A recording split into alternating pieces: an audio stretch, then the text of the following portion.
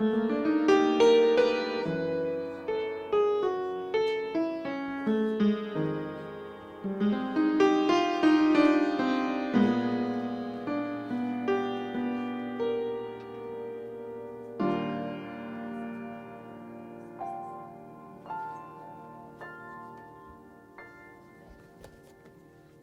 morning, ladies and gentlemen. I'm Becky Tanner, and I'm your facilitator for today's service. I wish to welcome everyone here in person and to those of you on Zoom. And if you are willing and able, please stand and wave at Robbie. And that way, the people on Zoom will also see her. You. Four are on Zoom. Okay, also please turn off your phones and put them on vibrate or some such. And if you have an announcement, now is the time to bring it to me. A joy and sorrow also. Anybody else? And do you have anything else about the Bisbee Pride that you want to say? Two things. Okay. I just got an announcement from Trisha. I hadn't seen it, but this is really cool, and we're going to do it. On June 3rd, Jupiter, Mercury, and Uranus are going to be way too, you got that from, way too close to the sun, said Astronomers Without Borders. So it'll be difficult to see those three planets and possibly disappointing. Instead, wait till the end of the month. But on June 3rd, you're able to see Jupiter, Mars, and the moon, and possibly Saturn. You know, we're going to have that parade. I don't know what time of day that is, but according to Trisha, if you go to a program called Sky Safari Pro, it will tell you more. Oh, and there's another one on June 29th. Mm-hmm. Again, you might want binoculars or something for both. I think that the first one, the one tomorrow, is just after the moon comes up. So moon's coming up kind of late, so you might have to stay up a while. Okay. Tina has a sign-up sheet to sit at our table at the Bisbee Pride. What's the date on that again? The 15th. On the 15th. Or to go in the parade. Yeah, or to march in the parade. We did that last year. Had a ball. It was lots of fun. The sitting at the table is just for an hour or two. You can pick your time slot. You don't have to sit there all day long. But we do need some people to represent us. The Free Thinkers will meet at 1 p.m. this afternoon. And Molly has an announcement. The first Friday hike is this Friday at 8 a.m. I am looking so forward to this. We will make the scenic drive up Mount Lemmon with an optional 2.5-mile hike at the top, followed by your choice of a brown bag lunch or something from the Beyond Bread outlet in the Summer Haven. See Molly for details. But this ought to be a blast. And Molly, raise your hand. There's Molly. Okay. Okay, that's a joy and sorrow. Okay, and we have two special moments caused by it being the first Sunday of the month. First of all, this is June birthday. Raise your hand if you're a June bug. Okay, can you hit a C chord and we sing to ourselves? Well, actually, yeah, happy birthday, that's good. Okay, that's good. Happy birthday to you. Happy birthday to me. Happy birthday, Jude's birthdays. Happy birthday to me. I'm hitting 78 next week. I hope I don't hit it too hard. Okay, and the other thing that we do on the first Sunday of the month is we recite our covenant of right relations. Okay, if you would read with me. It's in two parts because it doesn't fit. Yeah, it doesn't fit on the screen all at once. We, the congregation of Sky Island Unitarian Universalist Church, covenant to treat all beings with compassion and kindness, listen actively and speak responsibly, seek understanding and be open to change, acknowledge our imperfections and our differences with good humor, devote our energies to creating and maintaining a vibrant, beloved community among ourselves and in the greater world. Good words to remember today. So today, if this is your first time or your last time, hopefully not, to be with us, it's going to be a very different kind of worship because we wanted to talk about proposed changes to the bylaws of the denomination and give you an opportunity to vote on it. There will be ballots later, but if you don't care, you could write on it, I don't give a bleep. I don't know. We want to keep track of pros, cons, and I don't cares. Some people care passionately for or against. Some people haven't read them, but I'm trying to get us all up to speed. And I think it's perfect that we're talking about a potentially contentious, conflictive subject the week that we read our Covenant of Right Relations, which of course talk about speaking responsibly and listening and speaking to each other with good humor. It may get heated. Hopefully we won't call each other names. Just welcoming us into a moment of actually living out our Covenant of Right Relations, right? Yeah, and again, that covenant is not a creed. How many of you have been to churches where they stand up and they say, I believe in God, the Father of the nice, all those different creeds. We are not creedal. We have covenants. These are things we try to abide by and live in. We're not going to kick you out if you can't be good-humored on a certain Sunday, right? But these are aspirations and these are ways of speaking with each other that we worked out a few years ago. At another time, there was a bit of conflict, a fair bit in the life of the church. We're going to do the chalice lighting now. Okay. As we light our chalice, hear these words from the Reverend Erica Hewitt, who serves as the Minister of Worship for the Unitarian Universalist Association. She also spends time on the road as a guest preacher, worship consultant, and wedding officiant. I am going to read a paragraph, and when I nod at you, please say the words on the screen.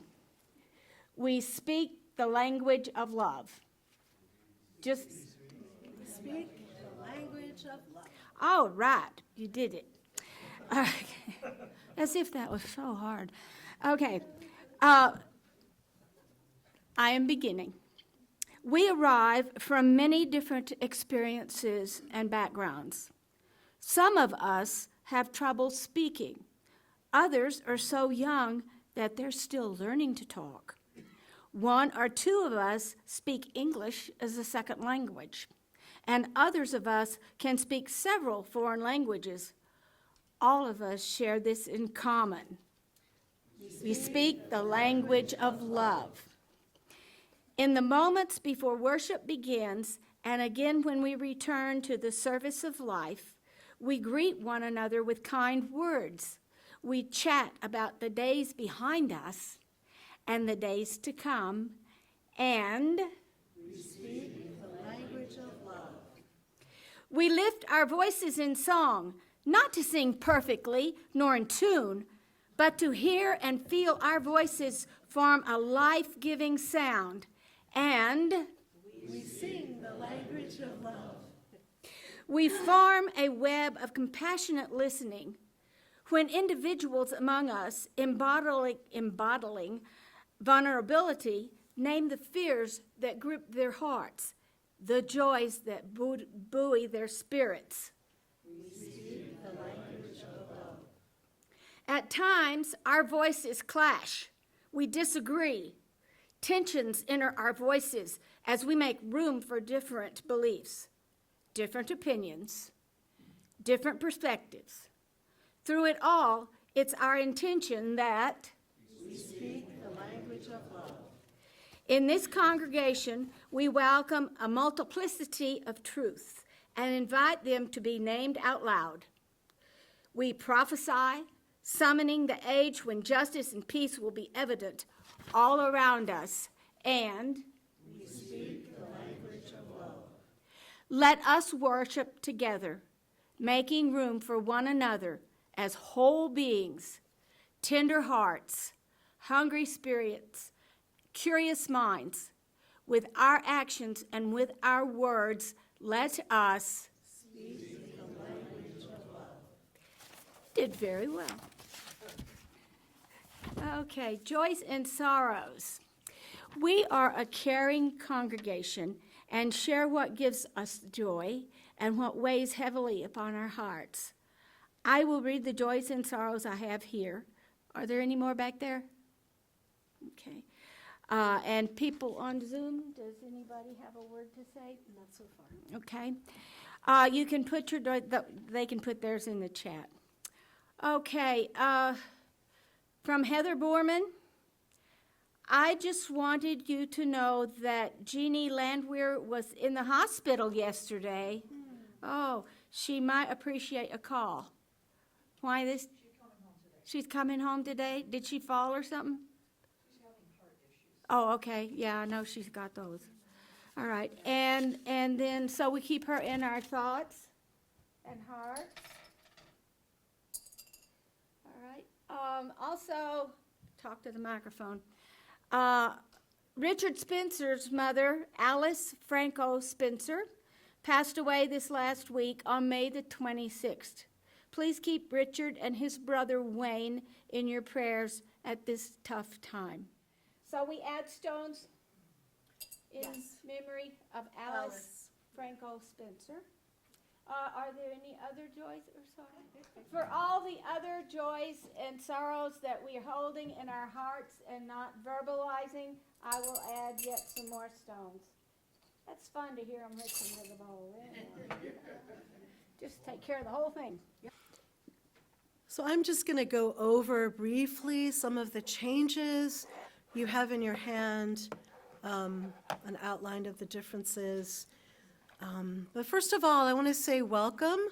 It's not exactly summer yet, but it is June. It is June, and that's why we're singing summer songs and thinking aspirationally about rain and the monsoon. And maybe our intentions and thoughts can make that happen sooner and more fully than predicted this year. So welcome. In 1961, two old denominations became a new one together, right? The Unitarians and the Universalists formally joined. And they came up with some objectives. So I have in the next slide, and I'll read them to you. This is what we wrote in 1961 to say these are our objectives. Also our sources, which are where we get our inspiration from, our Judeo-Christian past, direct insight from something divine and sacred within us, tradition, other religions. They interspersed this with those sources. And later in 1985, we parsed them out. So first, we the members of the Unitarian Universalist Association, dedicated to the principles of a free faith, unite in seeking to strengthen one another in a free and disciplined search for the truth as the foundation of our religious fellowship. 2, to cherish and spread the universal truths taught by the great prophets and teachers of humanity in every age and tradition, immemorably summarized in the Judeo-Christian heritage and love to God and love to man as love, Christian heritage as love to God and love to man. And in the next slide, yes, to affirm, defend, and promote the supreme worth of every human personality, the dignity of man, and the use of the democratic method in human relationships. 4, to implement our vision of one world by striving for a world community founded on ideals of brotherhood, justice, and peace. 5, to serve the needs of member churches and fellowships, to organize new churches and fellowships, and to extend and strengthen liberal religion. And finally, 6th, to encourage cooperation with men of goodwill in every land.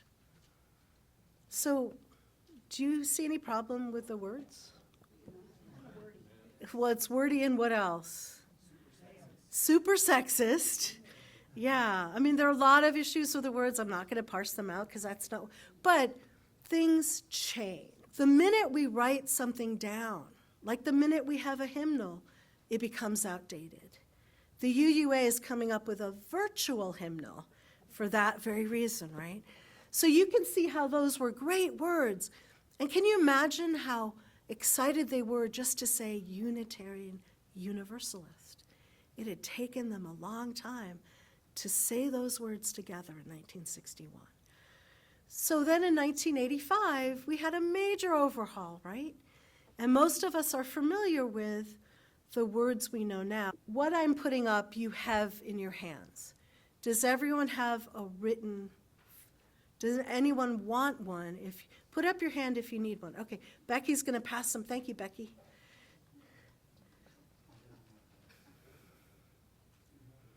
Yeah. Well, here up front, up here.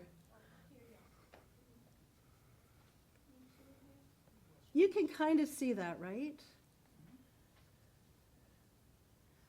So recently we have gone over the bylaws of this church, right? And Molly Anderson wrote out the changes kind of like this. You know, striking through, this is what she actually did it better. She highlighted the changes. This is what we're doing now. And she also was able to say why. I can't say why in every instance. I can say why in some. So I'm not going to spend a lot of time over this part, but it shows what we used to have from the 1985 version and what the proposed 2023 version is going to be. And we're moving from principles to values. I'm not sure if that makes, and we're trying to have more verbs. That's one of the things I can tell you. But you can go through and see some of those changes. Let's go to the next slide. Okay, so these are our principles from 1985 that we are deleting, and on your paper copy on the second page, you see it on the left side of the page. Oh, it's on the first page. Okay, yeah, down below. I was trying to make this legible. You know, we know our 7 principles: the inherent worth and dignity of every person. We believe in justice, equity, compassion, and human relations, an acceptance of one another, an encouragement to spiritual growth in our congregations, a free and responsible search for truth and meaning, the right of conscience and the use of the democratic process within our congregations and society at large, the goal of world community with peace, liberty, and justice for all, and 7, respect for the interdependent web of all existence of which we are a part. And 7 was added in the 90s to talk about the earth and earth religions. And finally, there was an 8th principle we have been discussing that talks about dismantling oppressive systems, both within the church and in the world, as a summary of the 8th principle, but that was never finalized, or it was to be adopted by individual congregations. UU Church of Tucson did, but the rest of us hadn't gotten there. Because then, if you go to the next slide and you look on the right-hand side, this is what they want to replace it with, right? As Unitarian Universalists, we covenant congregation to congregation and through our association to support and assist one another, might be easier, and in our ministries. We draw from our heritages of freedom, reason, hope, and courage, building on the foundation of love. Love is the power that holds us together and is at the center of our shared values. We are accountable to one another for doing the work of living our shared values through the spiritual discipline of love. Inseparable from one another, these shared values are, and then we have this diagram. In the middle, over the flaming chalice, is the word love. At the top, it says interdependence, equity, transformation, pluralism, generosity, and justice. And there has been some work, some amendments proposed that will be voted on this summer at the General Assembly to add in peace, and to add in some other wording to make this a little bigger and to include more things, because some people believe peace should be one of our values, should be at the center. And that actually went through the process to be voted on. So next I want to show you where those beloved 7 principles that we have held since 1985 fit into the new language. And you have that on your... So the 7th principle, respect for the interdependent web of all existence of which we are a part, comes under interdependence. We honor the interdependent web of all existence. Contains some of that language. Principle 4, a free and responsible search for truth and meaning, comes under pluralism. We celebrate that we are all sacred beings. We covenant to learn from one another in our free and responsible search for meaning. Each of those parts of the diagram has a little paragraph describing them later. Principle 2, justice, equity, and compassion in human relations, comes under justice. 5, which is about the right of conscience and the use of the democratic process within our congregations and society at large. We support the use of inclusive democratic processes to make decisions within our congregations, our association, and society at large. Then we move to the next slide. Number 3, principle 3, acceptance of one another and encouragement to spiritual growth in our congregations is under transformation. We covenant to collectively transform and grow spiritually and ethically. And principle 1, the inherent worth and dignity of every person comes under equity. We declare that every person has the right to flourish with inherent dignity and worthiness. And one of the changes I understand and know about is moving from worth to worthiness. A number of people complain that the word worth implies the worth of a human and reminds them of a slave auction when how much are you worth? How many hundreds of dollars is this person worth? So changing it to worthiness moved it out of that conversation. Number 6, the principle, the goal of global world community with peace, liberty, and justice for all has not been included in the new. That is the one that does not show up. And I just want to show you in the next slide about the sources that I talked about earlier. So in 1985, we made 6 sources, we put them separately, and it says our living tradition, which we share, draws from many sources. And so there's, on the left, this is direct experience of that transcending mystery and wonder affirmed in all cultures. Number 2 is words and deeds of prophetic people. 3 is wisdom from the world's religions which inspire us in our ethical and spiritual life. Then there's Jewish and Christian teachings which call us to respond to God's love by loving our neighbor as ourselves, humanist teachings which counsel us to heed the guidance of reason and the results of science, spiritual teachings of earth-centered religions, grateful for the religious pluralism which enriches and ennobles our faith, we are inspired to deepen our understanding and expand our vision. As free congregations, we enter into this covenant, promising to one another our mutual trust and support. So, as you've noticed, both in 1961 and 1985, we talked a lot about Judeo-Christian values. And there's actually a really wonderful history of that in this country. The word Judeo-Christian was adopted by Protestants to bring in Jews and Catholics into their circle when they were being attacked by the Ku Klux Klan in the South. So it actually has a powerful and good history.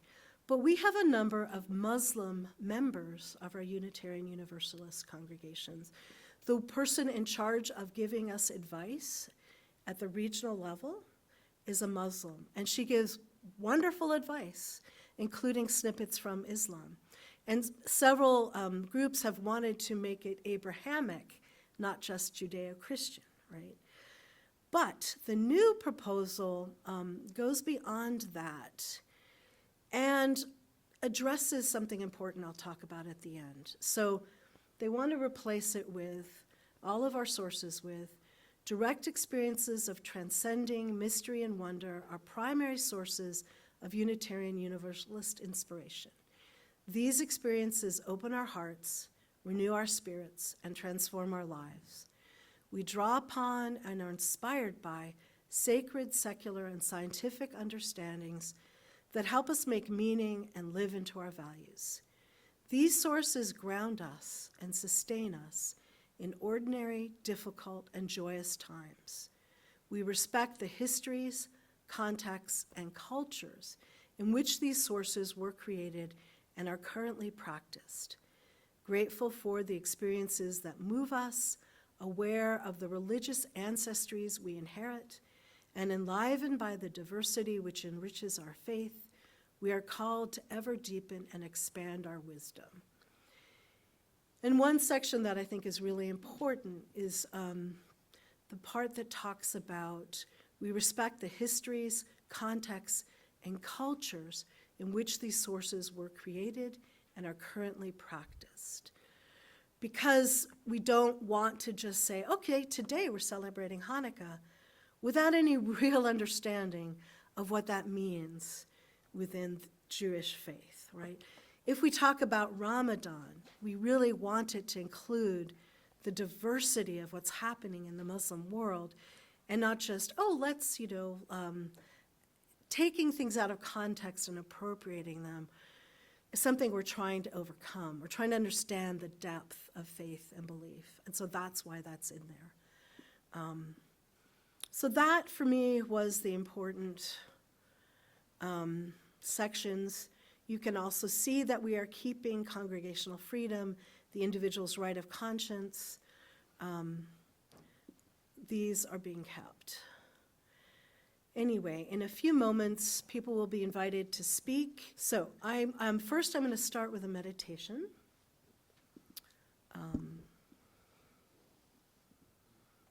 And yes, this is from Reverend Nancy Reed McKee, who has been in Northlake, Kirkland, Washington, since August of 2019.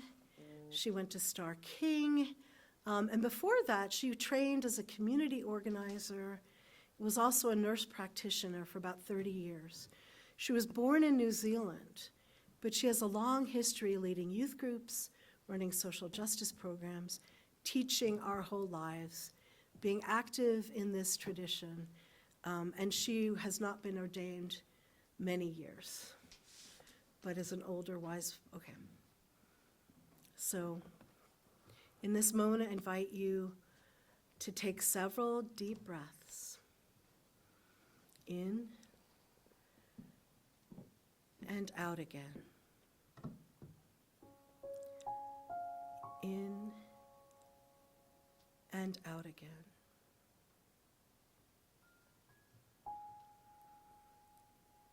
In and out again.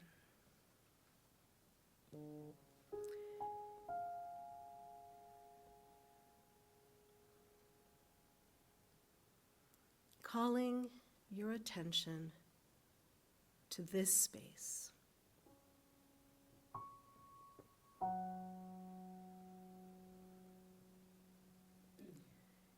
Attention.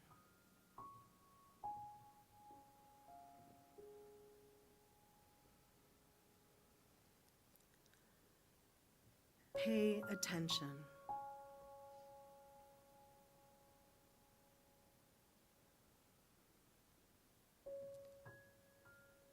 Pay attention to where you are right now.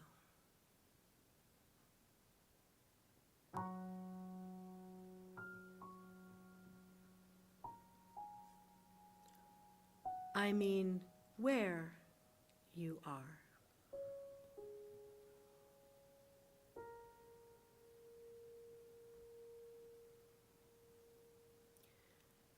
Where you are.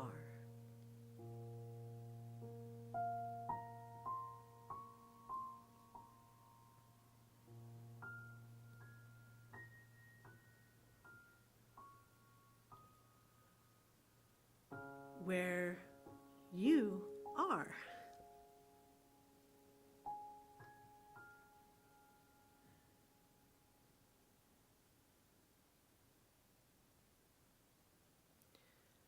You are here in this community, in this sanctuary, in this state, in this country.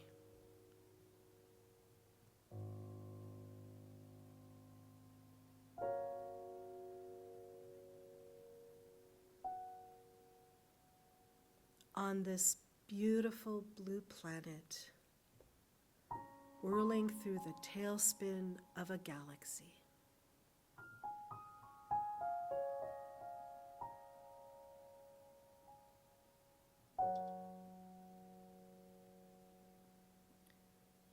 You are unique.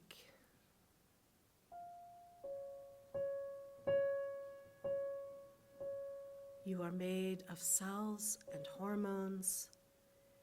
You are a mix of thoughts, emotions, and values. You are the inheritors of your parents and your ancestors' dreaming.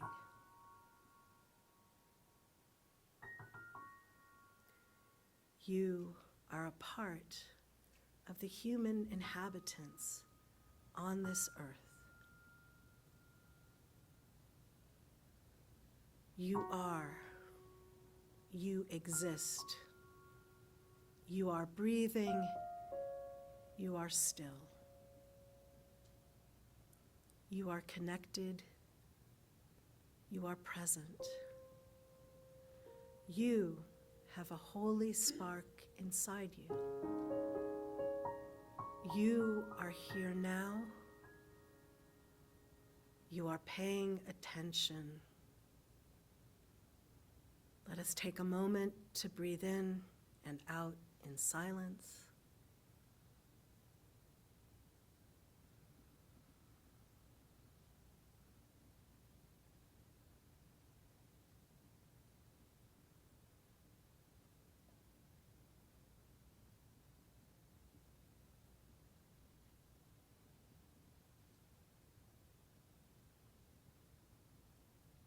And now with music.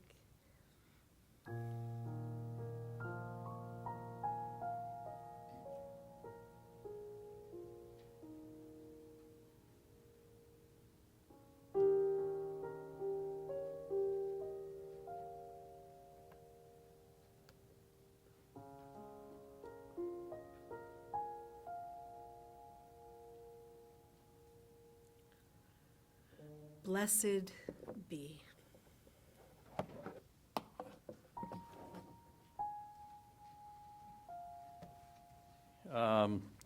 Now, my opinions about the proposed changes to Article 2 will undoubtedly produce irritation in some listeners and boredom in the others. Well, that's too bad. I didn't really volunteer to speak on this topic. I basically got called on, so here I am. Now, on principle, I'm opposed to the proposed changes because there's no, in my opinion, no demonstrated need for those changes. Before we throw out old language, and the fact that something is old language doesn't mean it's bad language, it just means it was developed some time back. We shouldn't have the idea that, pardon? Well, yeah, we shouldn't have the idea that because language is old that it's therefore bad. Now, before we throw out old language and usher in something new, we should ask whether there is a problem that the old language presents that the new language would solve. That's a two-part inquiry. Is there a problem caused, and would the new language fix the problem?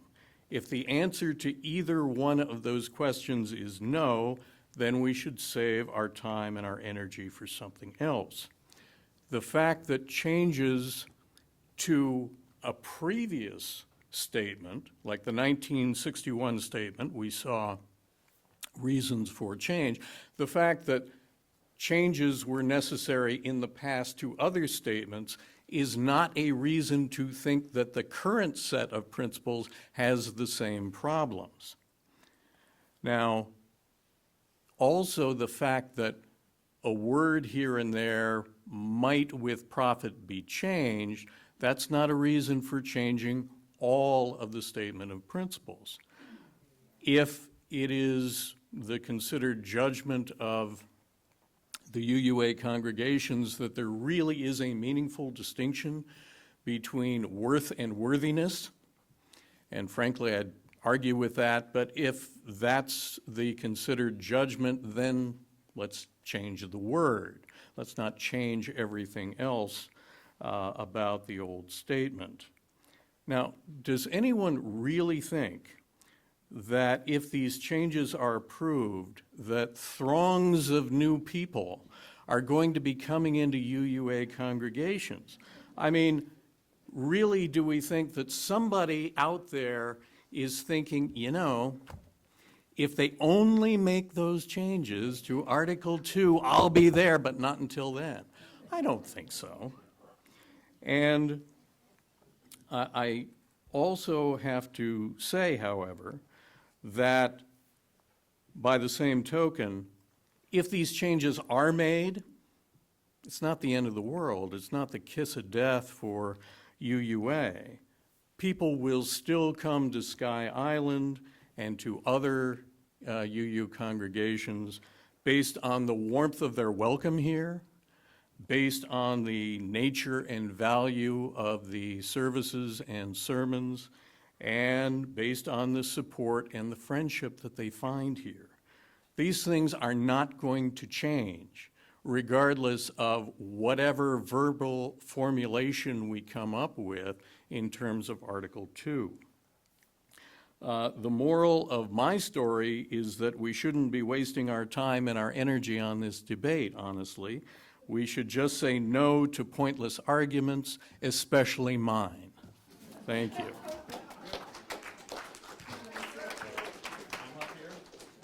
Mr. Arano, will you come Forgot to put my name tag. Would you like to sit? We can bring you the I'll list. sit. Thank you so much. Richard.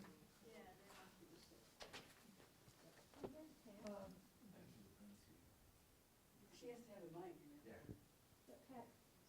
I think he's going last. Okay, you're next. Richard, do you want to speak? Testing, testing. Because I handed him.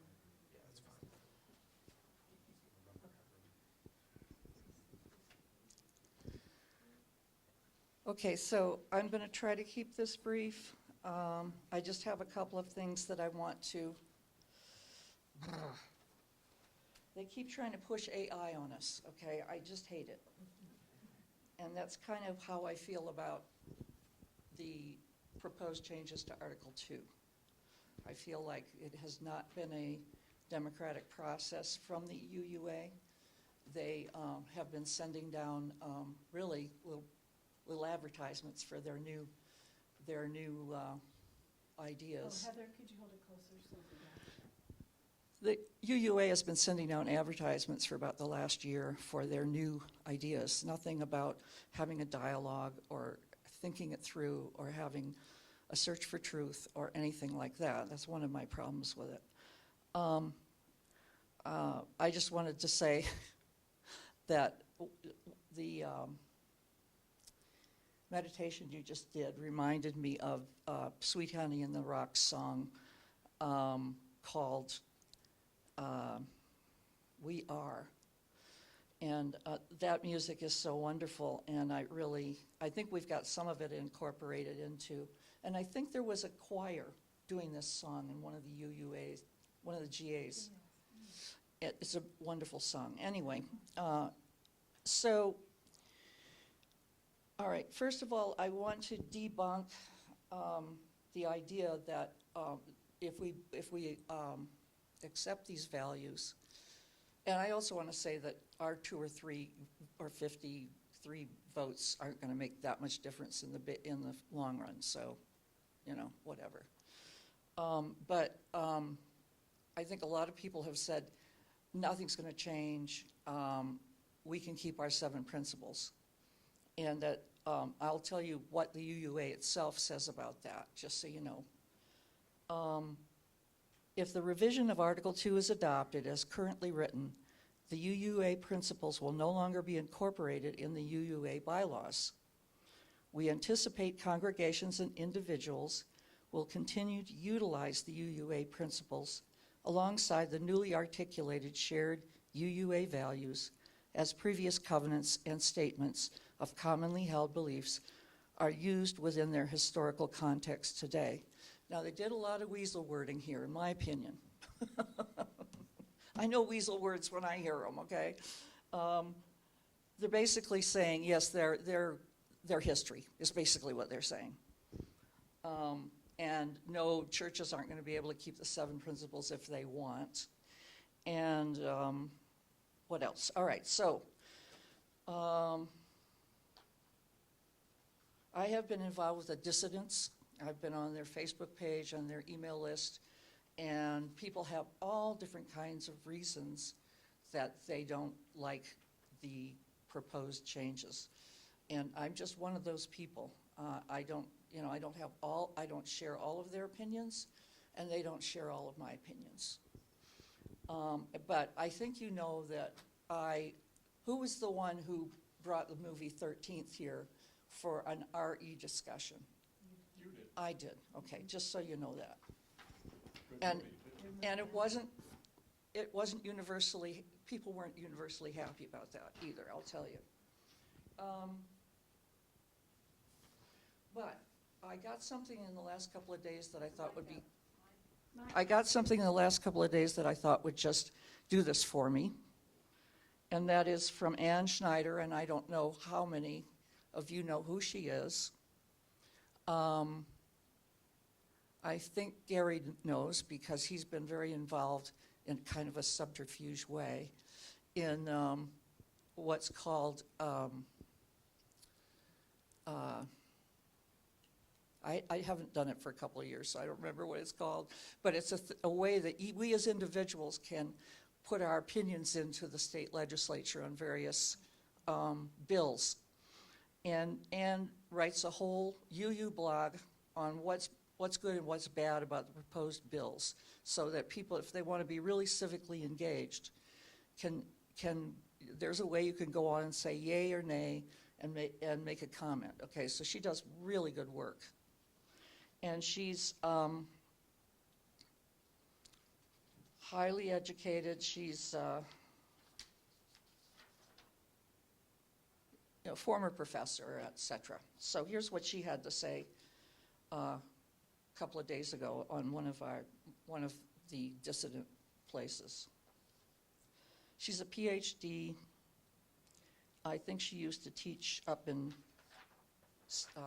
Arizona State or something.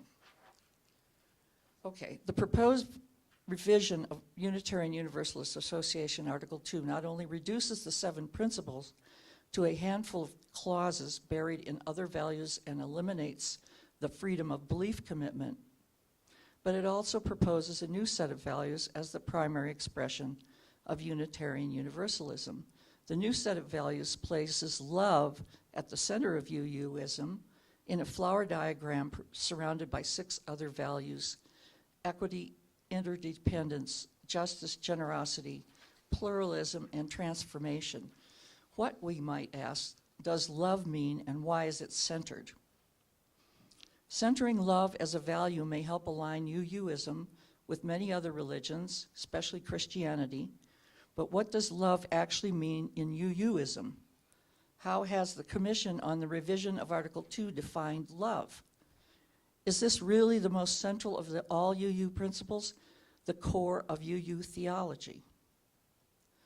From a personal point of view, I've never thought to explain UUism to someone who asked about it as a set of values with love as the center. I explain UUism as a religion that allows for freedom of belief, including agnostics and atheists, as well as theists. I emphasize that one of our principles is a free and independent search for truth and meaning, as well as freedom of conscience and respect for the inherent worth and dignity of every person. I usually add, if they are still listening, that we believe in justice and compassion in human relations, world peace, the interdependent web of all existence, and a serious commitment to freedom of belief. I explain UUism as centered in our 7 principles. For me, the core of UUism is the free and independent search for truth and meaning. I'm not sure about truth, that is, whether there really is an absolute truth, but meaningfulness means everything to me. And the lifelong search to live a meaningful life is my everyday obsession. Every day should be a special day, even if that specialness is nothing more than hearing a mockingbird sing, jump in the air, flip twice and land again, saying good morning to my son who lives with me, or having coffee with a friend and sharing something special just between us, or taking a walk around the neighborhood, or perhaps climbing just a bit of the Sonoran Desert's South Mountain, or seeing a coyote or javelina or a quail family with a chick scurrying along behind mom and dad. Even the sight of a rattlesnake or hawk can provide meaning and make my day a special one. How are we to incorporate this new vision of UU values with love as the center in our understanding of UUism? First, we need to find out what the Commission of Institutional Change on Institutional Change means by love.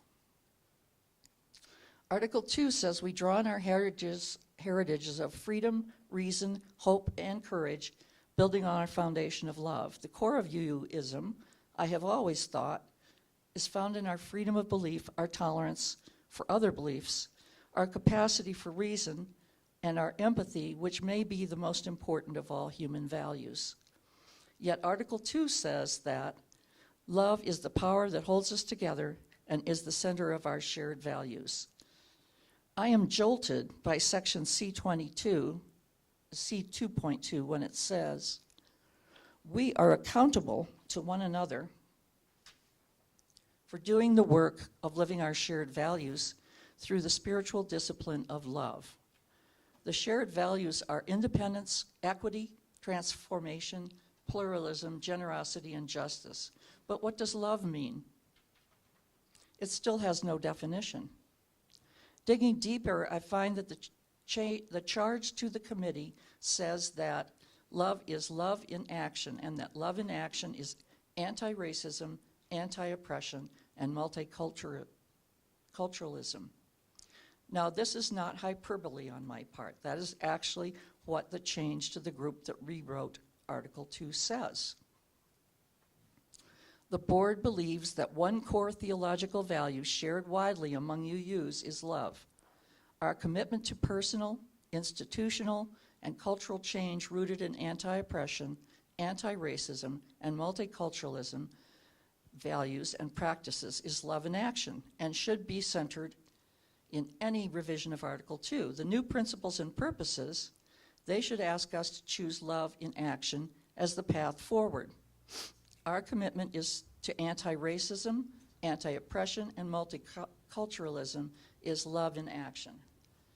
That's how presumably core that's how the presumably core theological principle of Unitarian Universalism, love, became a social justice project, not a theological principle at all. Love actually is not the love of Christianity or any other religions, or that idea of empathy or of agape, but is the social justice priority of the UUA, anti-racism, anti-oppression, multiculturalism. And it now has become the core theological principle of UUism. Imagine the conversation. Friend, I know you go to a UU church. What is UUism all about? Well, it's really about anti-racism, anti-oppression, and multiculturalism. But I mean religiously. What are your core religious ideas? UU, our core is love. Friend, wonderful. What does love mean? UU, love means love in action, and that means anti-racism, anti-oppression, multiculturalism. Friend, oh, are there some religious ideas in there somewhere? Me, no, this love is not the love found in so many religions that admonish us to be patient, kind, compassionate, humble, and to love others and God. This love is centered in the love centered in the proposed revision of Article 2 is a call to action, to political action. It's a worthy goal, a worthy part of the UU mission statement, but political action is not a religious value. This definition is a radical change, and for me, is not a welcome direction for the future of Unitarian Universalism. UUism theology is the free and independent search for truth and meaning. It is the freedom of belief. It is appreciation for the mysteries of life itself, for the beauty of the earth and its critters, for the loving compassion of kinship and friendship, for empathy, which is probably the most undervalued of all human attributes. UU theology is about us as human beings. It is the respect for all, for fairness and compassion, for our strength for meaning, for our search for meaning. Surely we can do better than this flower graphic with love as its center to express our religious beliefs. So that's, and actually it's interesting because You have to hold it to your. she's a member of the, I can't remember that church name. UCP? The one in Chandler. West, yeah. And I believe, I was thinking about this the other day, I believe that when there was all that big kerfuffle at the UUA, and I'm talking about the first kerfuffle, which was someone feeling that they hadn't got the job because a white person got it. I'm pretty sure that white person was from the Chandler congregation, Yeah. just so you know. Well, thank you, Heather. Pat, would you like to speak? Thank you. I have a statement here by Richard Spencer, and I want to read his quote. I have reviewed the principles, and I must say I'm very pleased. I intend to recommend voting for a final passage. And Richard considers this pro-love position as love is the middle of the diagram showing our UU values in the proposed Article 2. So that's Richard's statement. I feel like we're spending too much time on this, and I've been a UU for 30 years, and it's not the principles that brought me here. It's a sense of community and support. I look around me and I see different people here and wonder why they come to the UU Church. They have their agendas, and that's why they come. They come for different reasons. And you know what? I look around again, and I see 3 people that might be under 70. But these principles have to go.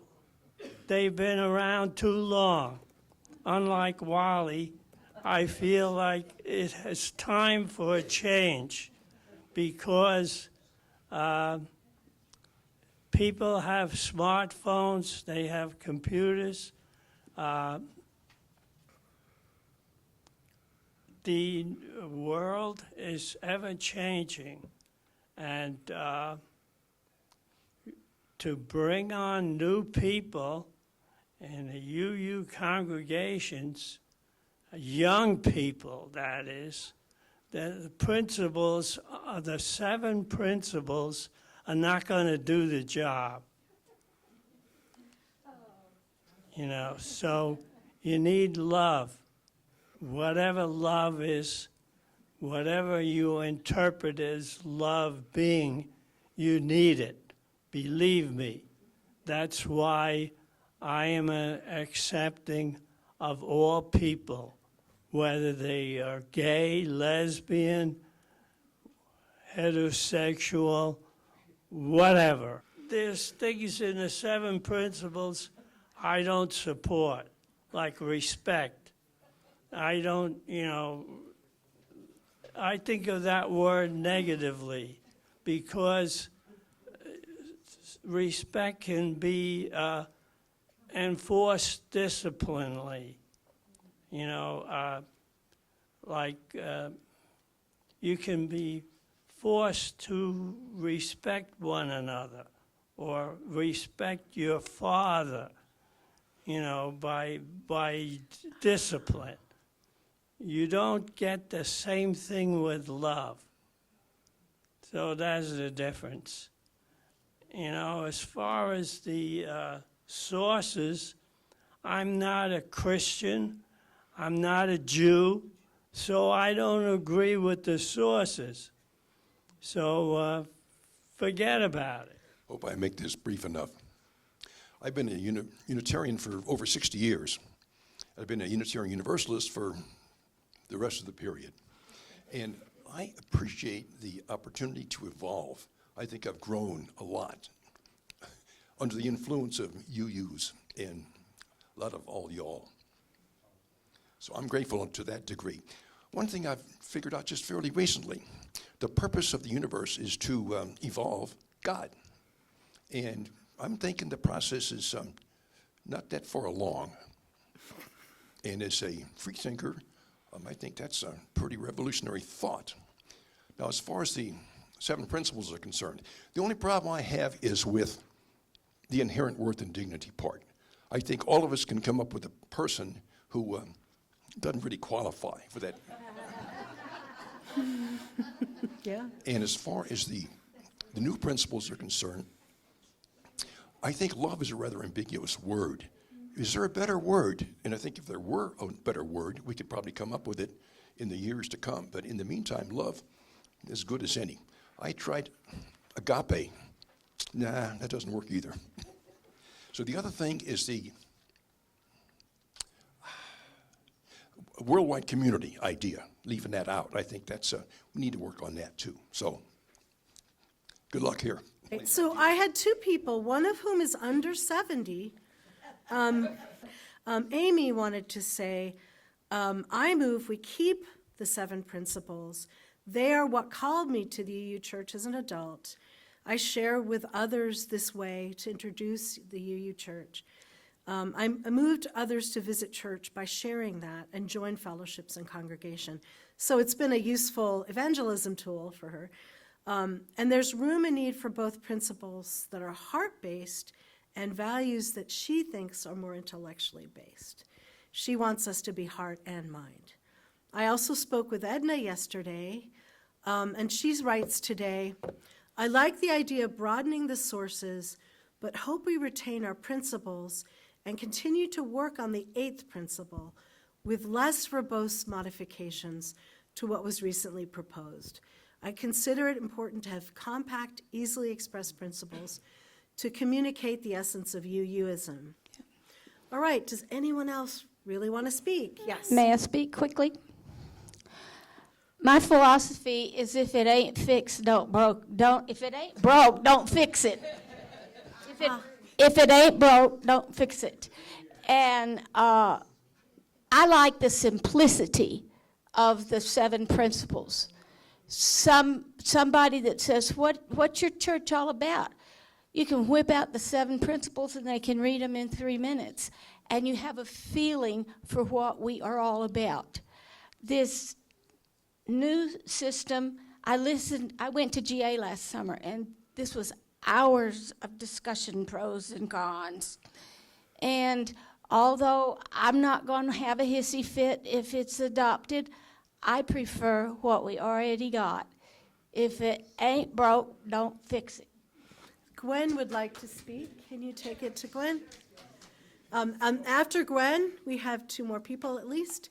So go back to Gwen. Oh, Gwen's over there. Hand it to Gwen so we can hear him. Someone just, Becky just finished what I was going to say. If it ain't broke, don't fix it. Okay. All right. So Howard wants to speak, and then Molly? Or Molly and Howard, I don't care. I think the 7 principles are fine. Don't get hung up on the verbiage. It's the meaning behind it. And coming to this church, being a gay left-handed Canadian, I'm welcomed here. And, but I think the 7 principles are all we need. I don't think we should get hung up on verbiage.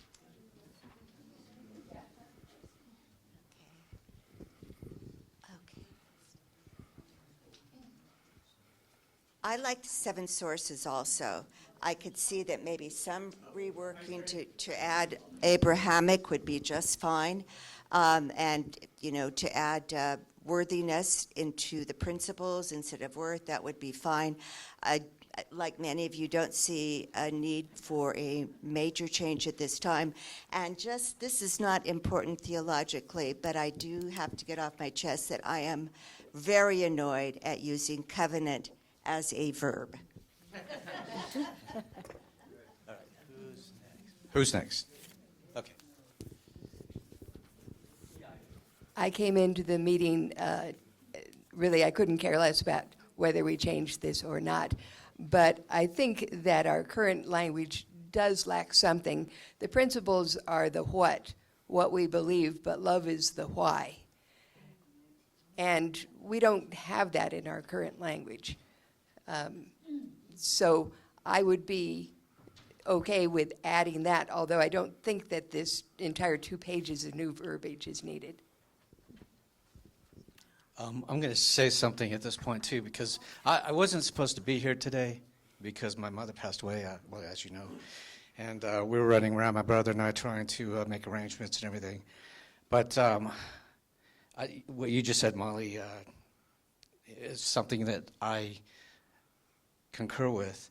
And that's why I like that choice of love. And I'm thinking, I like music, so I'm thinking of 2 songs. One by the Beatles, All You Need Is Love. And another song from the 70s by England Dan and John Ford Coley, Love Is the Answer. If you listen to the lyrics to both those, it touches like on what you're saying, Molly. Okay, who else? Pat. Oh, Pat. I would just like to add that,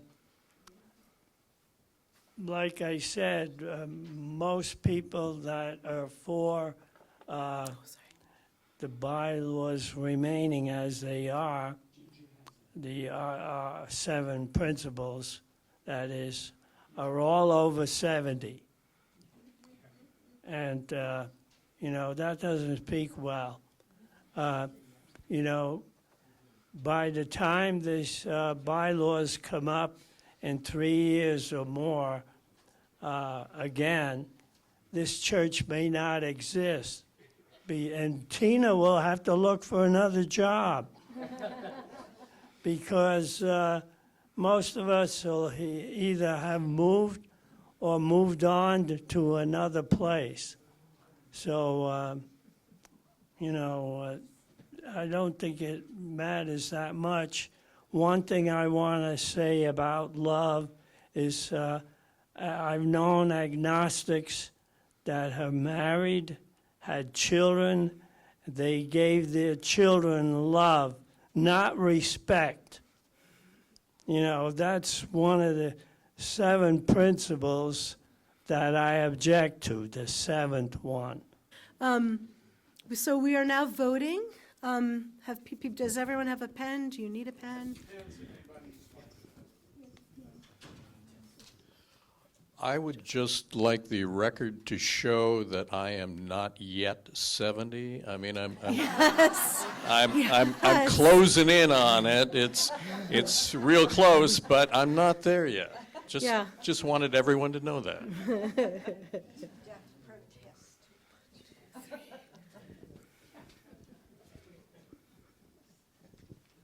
Well, thank you all. We will not spend more time and attention, but the board felt it was important you get to vote, and then the 2 people who are going to represent you at GA, Ginger and I, will vote your voice. Our closing words today come from Emily Richards, who is the Director of Congregational Life and Director of Religious Exploration at the First Unitarian Society of Ithaca, New York. She has been a UU since she was a teenager, when she found the community of her heart. She is also a mother, singer, choral conductor, educator, self-proclaimed geek, and a gamer. All right. Please take a moment to become present, to pause, and to notice how you are in this moment. Our work here tonight is at an end, and our work has just begun. The work of holding one another and this community in love, the work of trusting that we are on the right path, the work of believing that what connects us is stronger than what separates us, the work of engaging in that which makes us whole, the work of deeper understanding and commitment, the work of letting go of that which does not serve us, the work of radical inclusion, the work of collective liberation, the work of this beloved community, a beloved community of which we are all a part, a place where we are all welcome, respected, valued, and cherished, a place where we belong. Go in peace, and blessed be. And we'll listen to the postlude, but the vote, including 2 votes on Zoom, were 11 yes and 24 no.